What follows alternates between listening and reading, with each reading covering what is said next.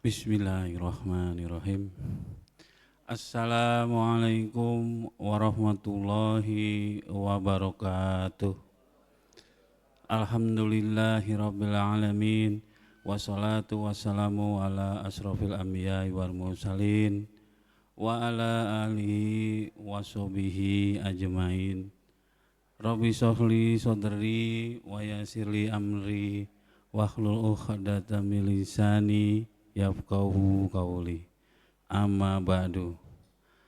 Alhamdulillah, puji serta rasa syukur marilah kita panjatkan kepada Allah Subhanahu wa taala yang telah memberikan segala karunia serta nikmatnya kepada kita semua, sehingga sampai saat ini kita diperkenankan oleh Allah Subhanahu wa taala untuk menjalankan kewajiban kita sebagai seorang muslim, yaitu melaksanakan ibadah sholat Jumat berjamaah.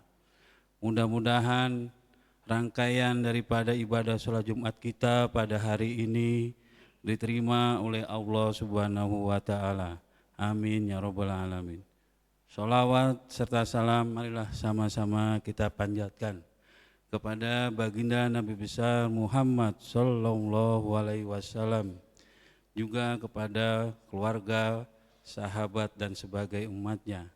Mudah-mudahan kita semua mendapatkan syafaatnya kelak di yaumil qiyamah. Amin amin ya rabbal alamin. Hadirin jamaah sholat Jumat yang dimuliakan Allah Subhanahu wa ta'ala, perkenankanlah kami untuk memberikan sedikit maklumat terkait ibadah sholat Jumat kita pada hari ini. Bagi para jamaah yang ada di dalam, diharapkan untuk mengisi sop-sop yang depan yang masih kosong. Lalu yang kedua, bagi para jamaah yang membawa alat komunikasi, harap dinonaktifkan terlebih dahulu. Dan juga kami menghimbau kepada para anak-anak, diharapkan untuk tenang, jangan berisik, apalagi bercanda di dalam masjid, demi kelancaran serta kekuasaan ibadah sholat Jumat kita bersama-sama. Selanjutnya, saya mewakili dari DKI Masjid At-Taufik ingin melaporkan kas keuangan masjid. Kas masjid dengan saldo awal sebesar Rp1.381.500. Penerimaan tanggal 5 September sebesar Rp1.990.000. Total penerimaan Rp3.371.500 dengan pengeluaran sebesar Rp1.000.000.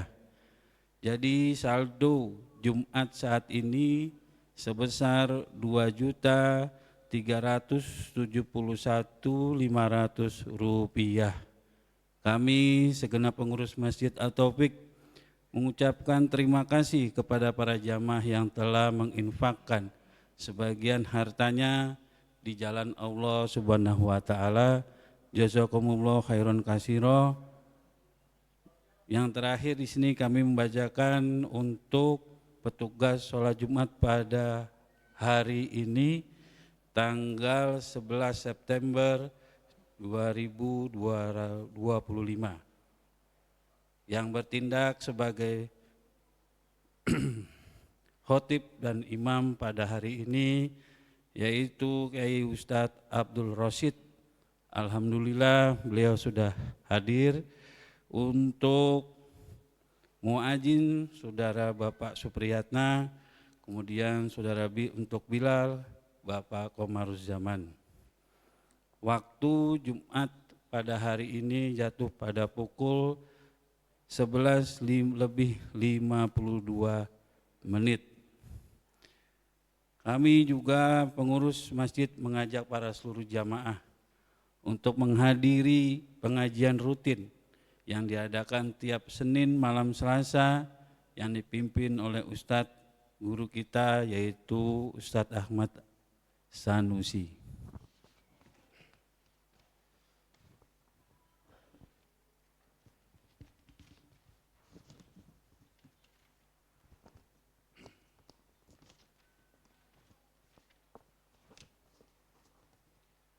Hadirin jamaah yang dimuliakan Allah Subhanahu wa taala, sebelum kita masuk sholat Jumat, marilah kita kirimkan suratul Fatihah yang mana kita niatkan untuk para wakaf, pewakaf, donatur masjid, orang-orang tua kita, keluarga kita, saudara kita, sahabat kita semuanya.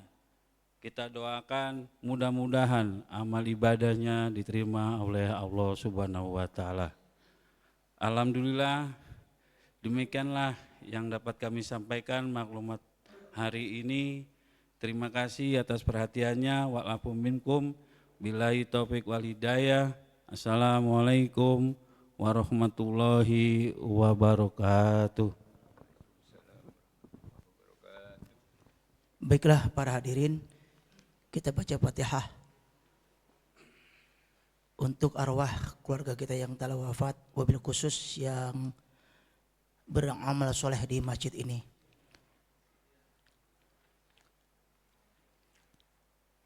Dahulukan kita Fatihah untuk keluarga kita, untuk kita sendiri. Semoga Allah berikan kita panjang umur dalam sehat walafiat. Semoga Allah berikan kita limpahkan rezeki yang halal, yang banyak, yang barokah untuk bekal ibadah kepada Allah Subhanahu wa taala. Ala hazihi niyah wa li kulli niyatin shalihah wa ila rutin Nabi Muhammadin Mustafa Rasulullah sallallahu alaihi wasallam. Al-Fatihah. A'udzu billahi minasyaitonir rajim. Bismillahirrahmanirrahim. Alhamdulillahi rabbil alamin. Arrahmanir rahim. Maliki yaumiddin. Iyyaka na'budu wa iyyaka nasta'in. Ihdinas siratal mustaqim. Siratal ladzina an'amta 'alaihim ghairil maghdubi 'alaihim waladdallin. Amin. Untuk Fatihah yang kedua,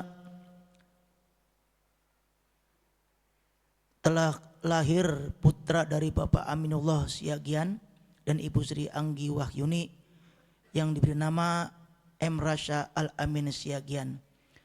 Kita doakan semoga Ananda menjadi anak yang soleh, dipelihara oleh Allah, dijaga, dijadikan anak yang berguna untuk nusa, bangsa, dan agama, bertakwa kepada Allah Subhanahu wa taala, berbakti kepada kedua orang tuanya, insya Allah.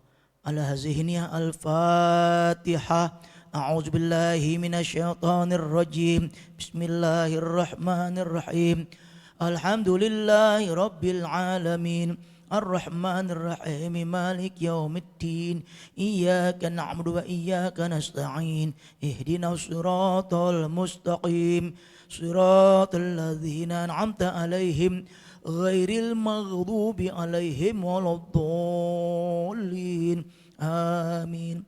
Sumal Fatihah ila arwah abaina wa abaikum wa ummahatina wa ummahatikum wa ajdadina wa ajdatina wa jadatikum wa limasyayikhina wa limasyayikhikum wa liqarabatina wa liqarabikum wa libaitina wa limu'allimina wa sajina wa li'alamin wal anbiya wal mursalin wal fuqaha wal muhaddisin wal qurra wal fasidi khusus almarhum Taufik bin Thohir, almarhum Yudin binti Kadar, almarhum Haji Marullah bin Haji Mat Amin, almarhum Haji Julijar bin Sultan Makmur, almarhum Ahmad bin Si, almarhum Romla binti Murtala, almarhum Haji Alhab Tanjung bin Husain Tanjung, almarhum Hajamiyah binti Kamal, almarhum Haji Didi Jamhuri bin Madsari, almarhum M. Yusuf bin Simi, almarhum Masna binti Ridwan, almarhum Haji Aisyah binti Haji Rakimun, almarhum Haji Marsudi bin Karsid, almarhum Nani Royani bin Mahbub, almarhum Abi Abdul Rasid bin Pace, almarhum Imron Zayadi bin Ridwan, almarhum Haji Syamsu bin Madrahim, almarhum Haji Suwati binti Jamal, almarhum Haji Suradi bin Samo,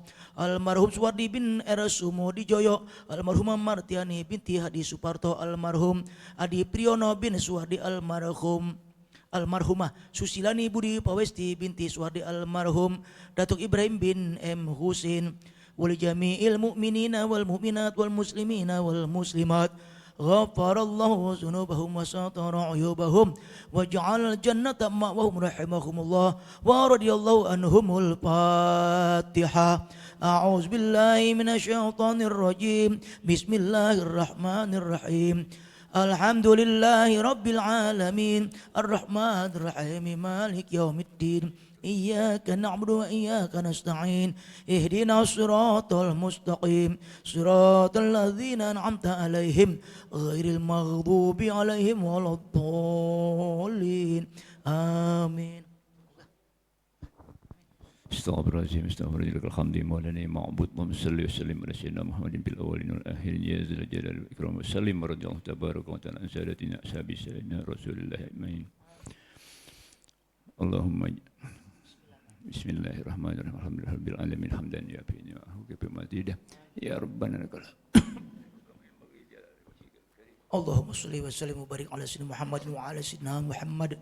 Allahumma ghfir lana dzunubana wa li walidina warhamna warhamhum kama rabbawna shighara wa li jami'il mu'minina wal mu'minat wal muslimina wal muslimat al ahya'i minhum wal amwat bi rahmatika ya arhamar rahimin.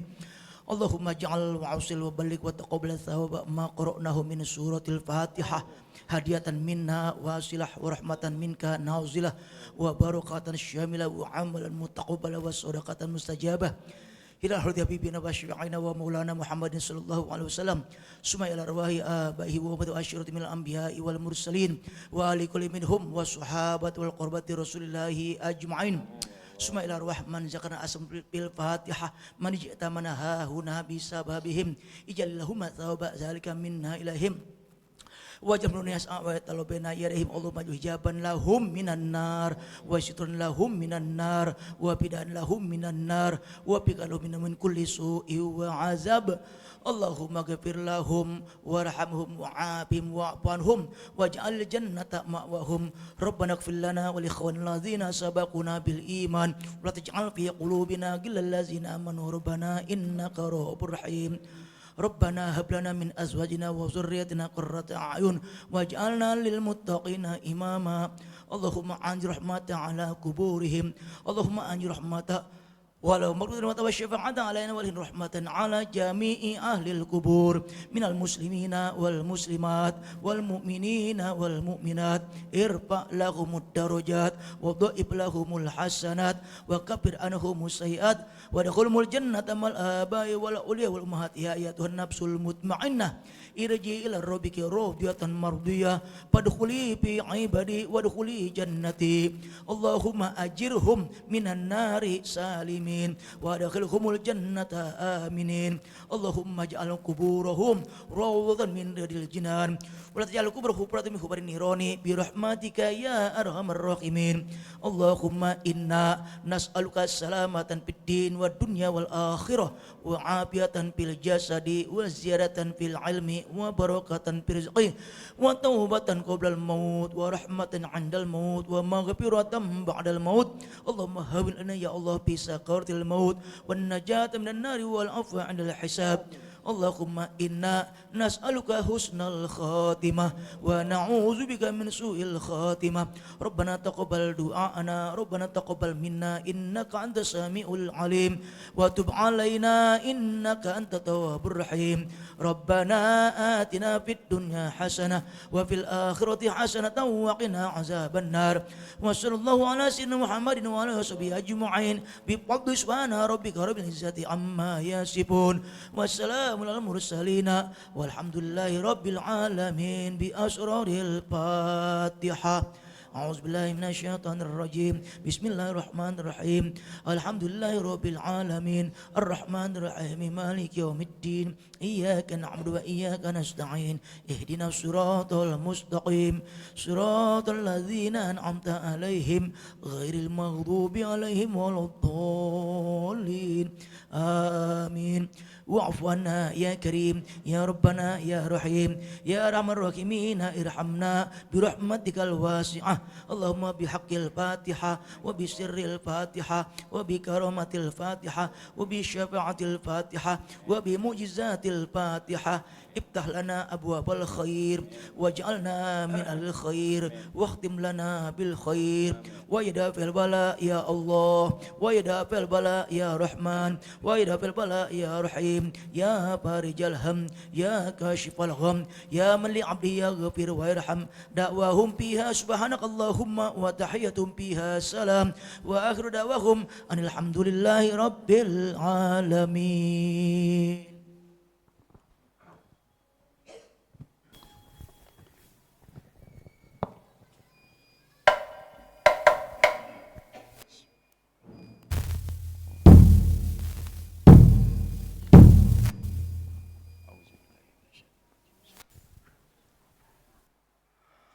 الله أكبر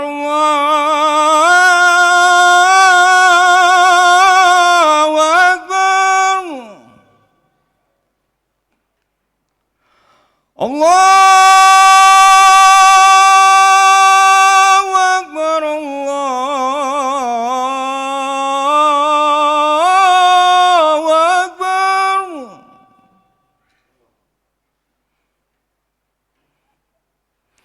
أشهد أن لا إله إلا الله.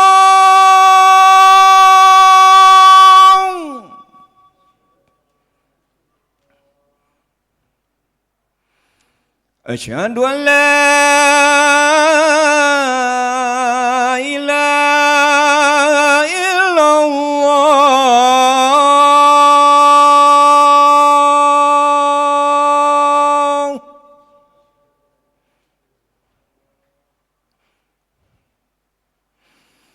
أشهد أن محمد رسول الله.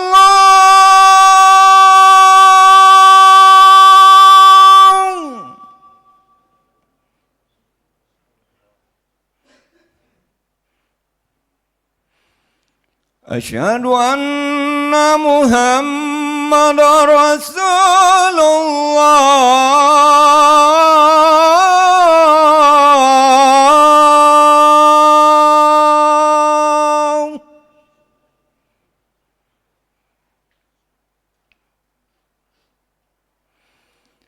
حي على الصلاة.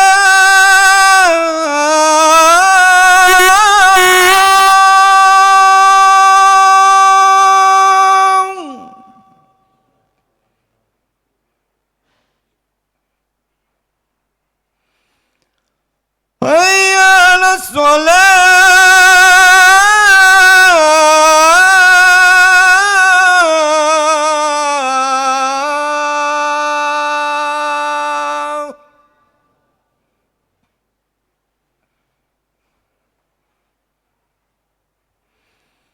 حي على الفلاح.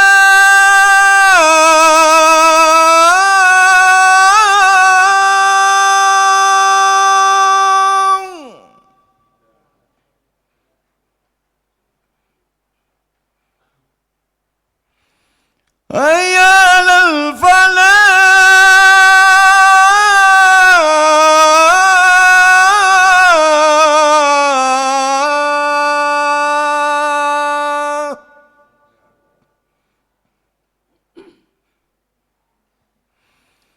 الله أكبر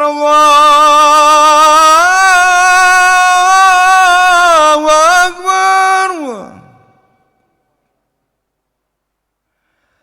لا إله إلا الله.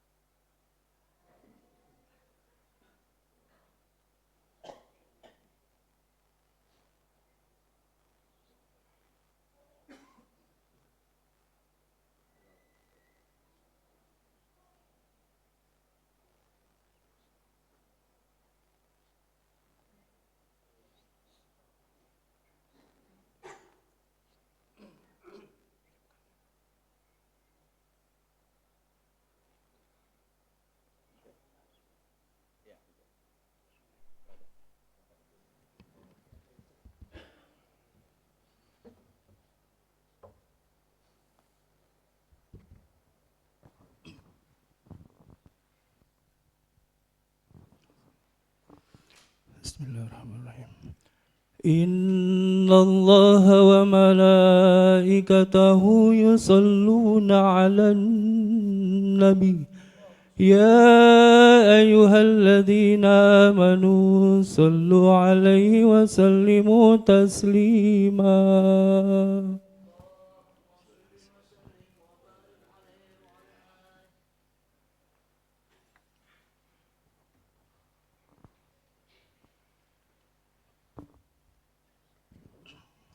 Assalamualaikum warahmatullahi wabarakatuh. Allahu akbar, Allahu akbar. Allahu Akbar. Allahu akbar. Asyhadu an la ilaha illallah. Asyhadu an la ilaha illallah. Asyhadu anna Muhammadar Rasulullah. Asyhadu anna Muhammadar Rasulullah. Hayya 'alas salah. Hayya 'alas salah.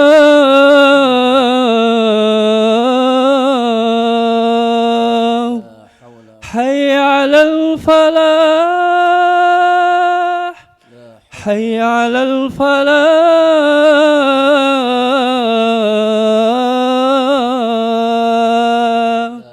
Allahu akbar, Allahu akbar.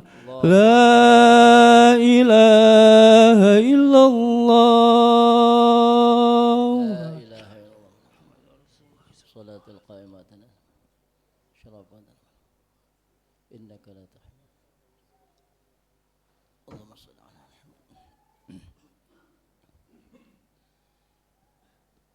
Alhamdulillah. الحمد لله الذي أنعم علينا بإظهار سيد البشر وقدر ولادته في هذه الشهر الشريفة الأزهر فسبحان من أرسله كافة للناس وبشر وأنذر أحمده سبحانه وتعالى على نعمه الغزار أشهد أن لا إله إلا الله وحده لا شريك له الملك القهار شهادة تبلغ شاهدنا منازل الأبرار وأشهد أن سيدنا ونبينا محمدا عبده ورسوله النبي المختار اللهم صل وسلم وبارك وكرم على سيدنا محمد نور الأنوار وعلى آله الأطهار وأصحابه الأخيار ومن تبعهم بإحسان إلى يوم القرار أما بعد فيا أيها الناس اتقوا الله تعالى وأعدوا عملا صالحا لنجاة من النار لنجاة من النار لنجاة من النار معاشر المسلمين رحمكم الله. Jamaah Jumat yang dirahmati Allah Subhanahu wa taala. Marilah sama-sama kita tingkatkan iman dan taqwa kita hanyalah kepada Allah Subhanahu wa taala, yakni biimtithalil awamirillah wajtinabun nawahi. Kita menjalankan apa yang menjadi perintah Allah Subhanahu wa taala serta kita tinggalkan apa yang menjadi larangannya.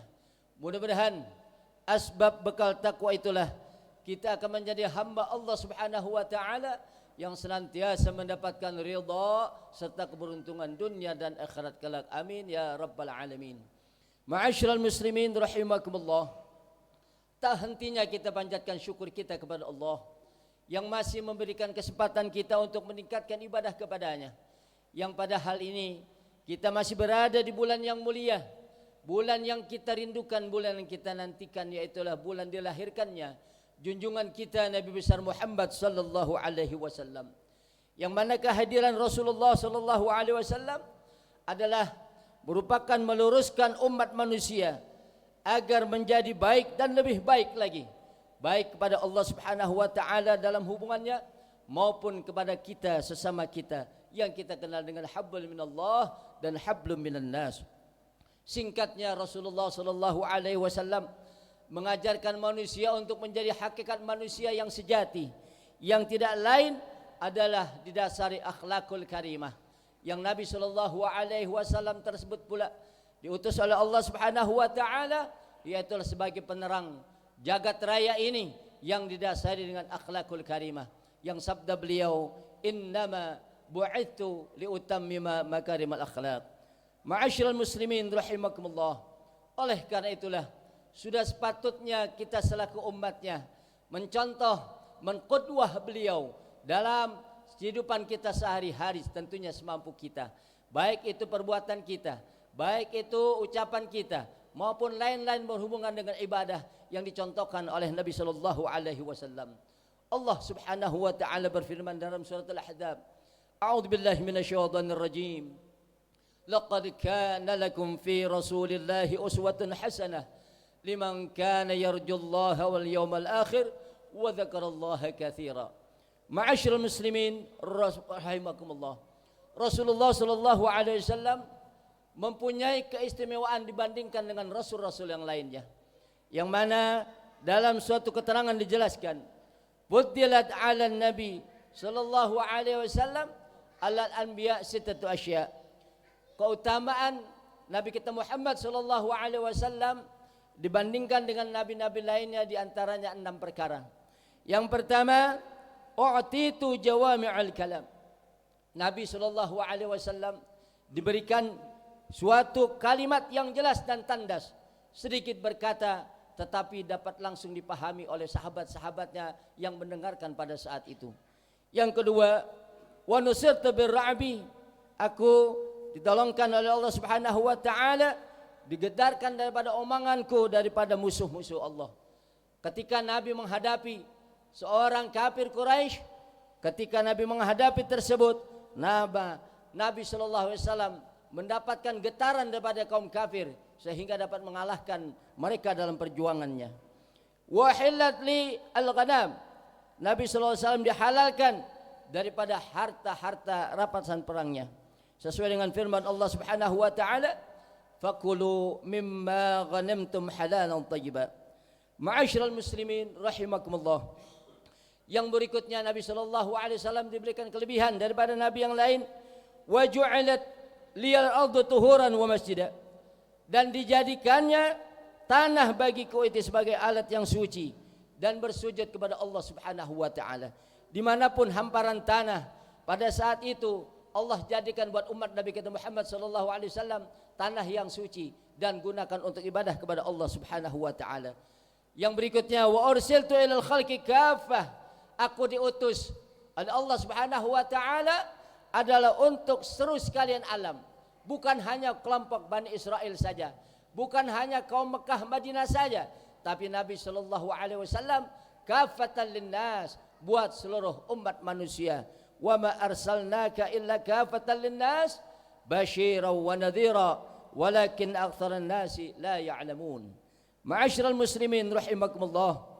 Yang terakhir, wa khutima biyan nabiyyun, dan aku diberi kelebihan adalah sebagai terakhir penghulu daripada Nabi sallallahu alaihi wasallam, penutup daripada nabi-nabi yang ada. Nabi sallallahu alaihi wasallam adalah nabi terakhir, rasul terakhir, yang tidak ada lagi nabi setelah Nabi kita Muhammad sallallahu alaihi wasallam. Ma'asyiral muslimin rahimakumullah.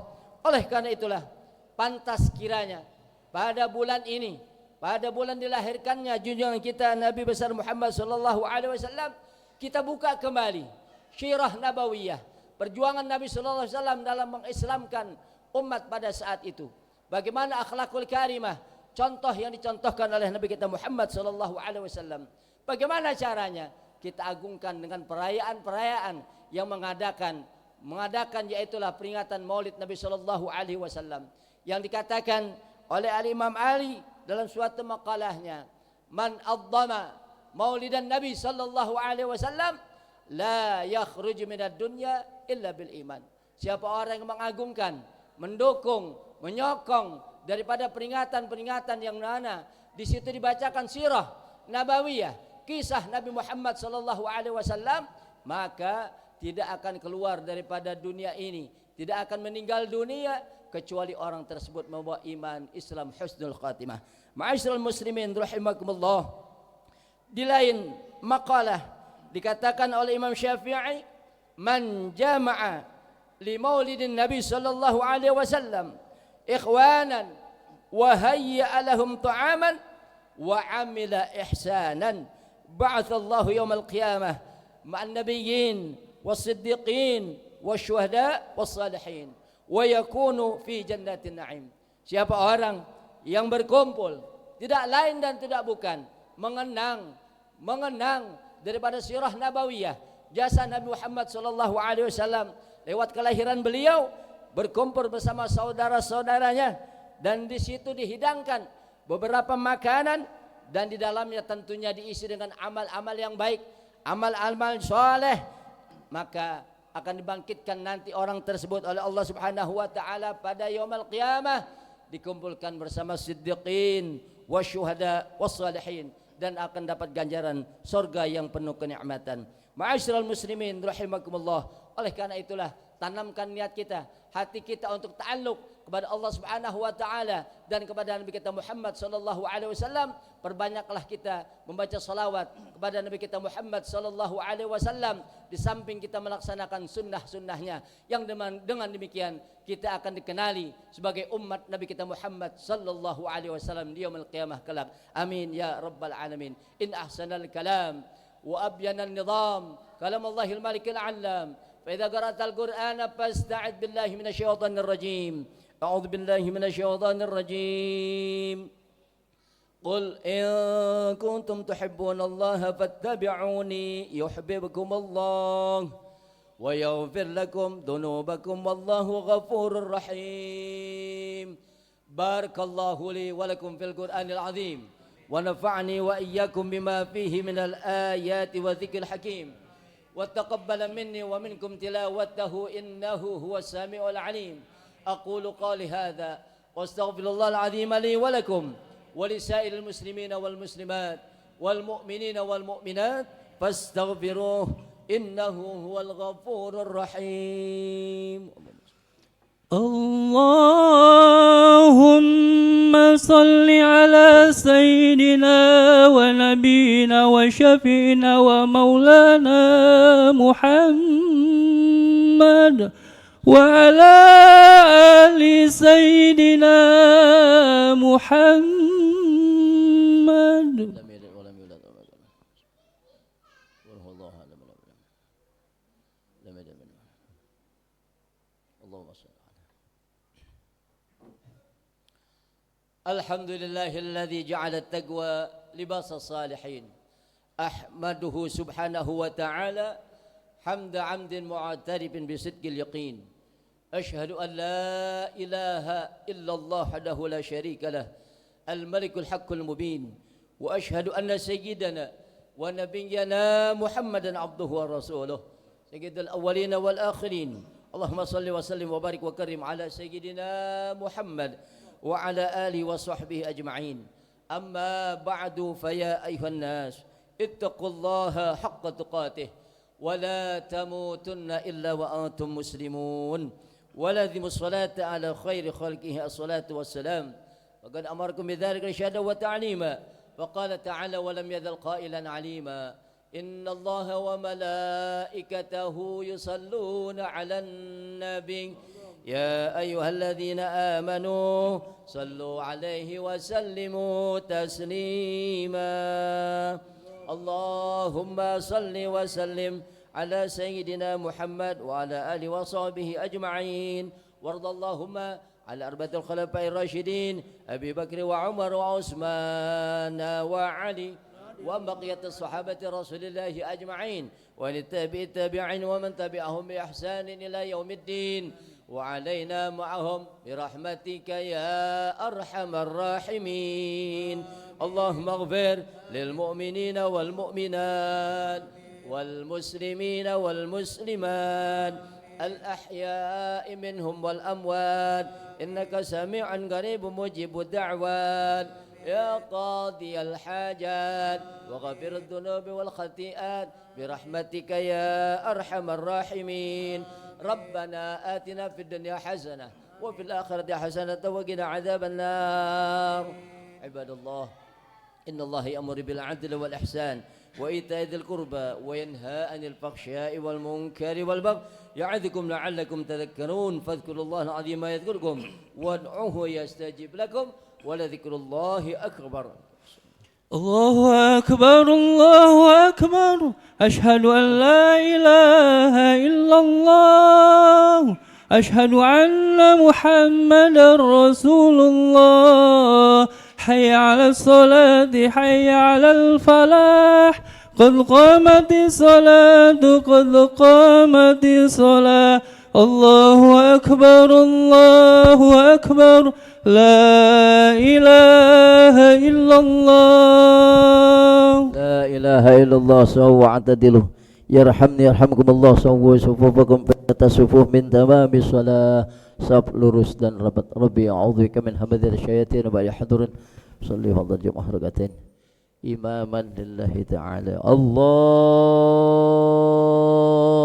akbar. Allahu akbar kabira. Alhamdulillah sallallahu wa sallam.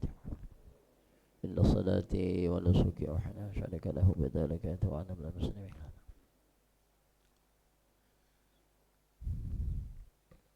Bismillahirrahmanirrahim.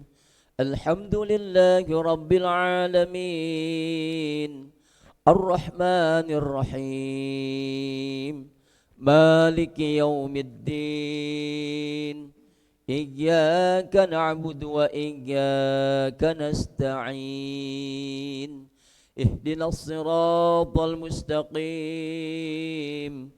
Siratal ladzina an'amta 'alaihim ghairil maghdubi 'alaihim waladdallin.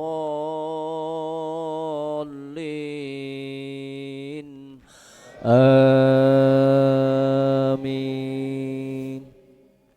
Rabbi auzi'ni an ashkura ni'mataka allati an'amta 'alayya wa 'ala walidayya wa an as'ala bi rahmatika ya arhamar rahimin. Bismillahirrahmanirrahim. سبح اسم ربك الأعلى الذي خلق فسوى والذي قدر فهدى والذي أخرج المرعى فجعله غثاء أحوى. سنقرئك فلا تنسى إلا ما شاء الله إنه يعلم الجهر وما يخفى. ونيسرك لليسرى فذكر إن نفعت الذكرى سيذكر من يخشى ويتجنبها الأشقى الذي يصلى النار الكبرى ثم لا يموت فيها ولا يحيا. قد أفلح من تزكى وذكر اسم ربه فصلى بل تؤثرون الحياة الدنيا والآخرة خير وأبقى. إن هذا لفي الصحف الأولى صحف إبراهيم وموسى. الله أكبر. سبحان رب العظيم. سمع الله لمن حمده ولك الحمد. الله أكبر. سبحان رب العالمين. ربي ظلمت نفسي. الله أكبر. ربي اغفر لي وارحمني ورفعني ذنبي واهدني وعافني. الله أكبر. سبحان رب العالمين. سبحان ربي ظلمت نفسي. الله أكبر. بسم الله الرحمن الرحيم. الحمد لله رب العالمين. الرحمن الرحيم مالك يوم الدين. إياك نعبد وإياك نستعين. اهدنا الصراط المستقيم. صراط الذين أنعمت عليهم غير المغضوب عليهم ولا الضالين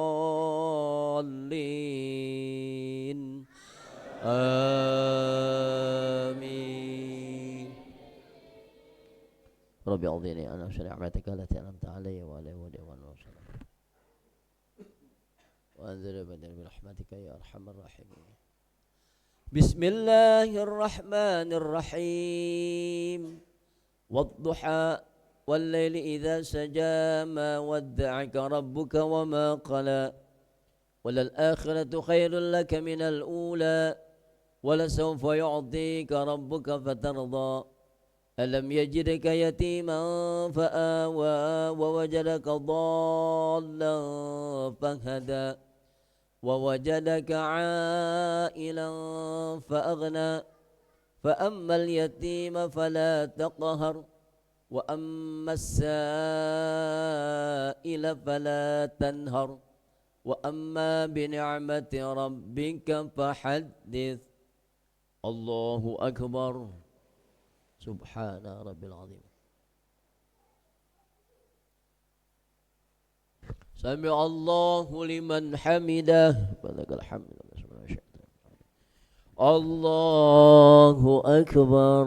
سبحان ربي العظيم. سبحان ربي العظيم. سبحان ربي العظيم. الله أكبر. رب بالله والحمد رب العالمين واهدني وعافني. الله أكبر. سبحان ربي العظيم. سبحان ربي العظيم. ربي ظلمت نفسي فاغفر لي ذنوبي. الله أكبر. التحيات وبركة الصلوات. السلام عليك ورحمة الله. أشهد أن لا إله إلا الله. اللهم صل على عبدك ورسولك نبينا بارك على سيدنا محمد عبدك ورسولك العالمين إنك حميد مجيد. اللهم إنا نعوذ بك من الجنة من النار.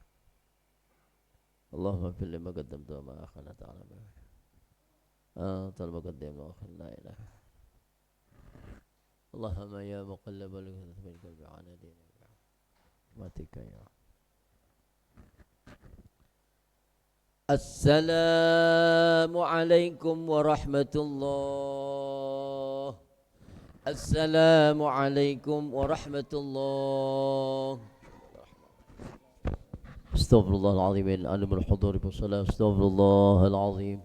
استغفر الله العظيم. استغفر الله العظيم الذي لا إله إلا هو القيوم وأتوب إليه من جميع المعاصي والذنوب ولا حول ولا قوة إلا بالله العلي العظيم. فاتحة بالقبول والتمام كسنة الوحيد رسول الله عليه وسلم لا دين يأكل صالح ولا حضرة النبي. الفاتحة. أعوذ بالله من الشيطان الرجيم. بسم الله الرحمن الرحيم. الحمد لله رب العالمين الرحمن الرحيم مالك يوم الدين إياك نعبد وإياك نستعين اهدنا الصراط المستقيم صراط الذين أنعمت عليهم غير المغضوب عليهم ولا الضالين آمين. بسم الله الرحمن الرحيم الحمد لله رب العالمين الرحمن الرحيم مالك يوم الدين إياك نعبد وإياك نستعين اهدنا الصراط المستقيم صراط الذين أنعمت عليهم غير المغضوب عليهم ولا الضالين.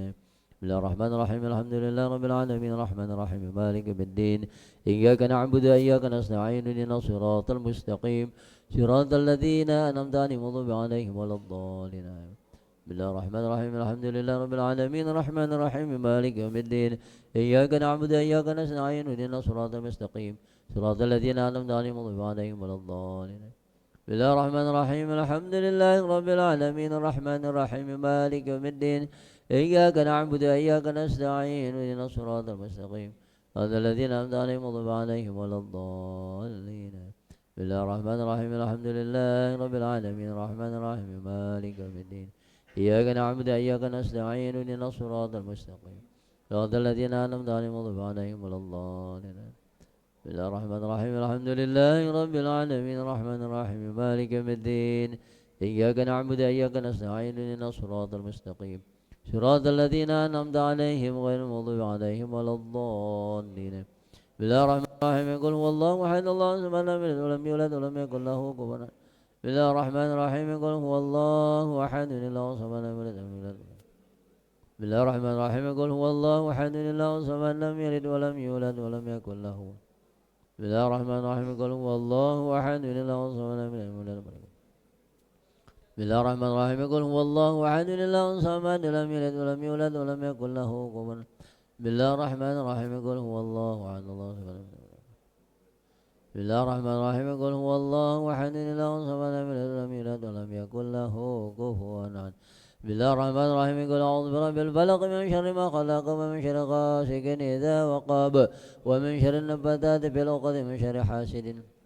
بسم الله الرحمن الرحيم قل أعوذ برب الفلق من شر ما خلق ومن شر غاسق إذا وقب ومن شر النفاثات في العقد ومن شر حاسد إذا حسد. بسم الله الرحمن الرحيم قل أعوذ برب الفلق من شر ما خلق ومن شر غاسق إذا وقب ومن شر النفاثات في العقد ومن شر حاسد إذا حسد. بسم الله الرحمن الرحيم قل أعوذ برب الفلق من شر ما خلق ومن شر غاسق إذا وقب ومن شر النفاثات في العقد ومن شر حاسد إذا حسد.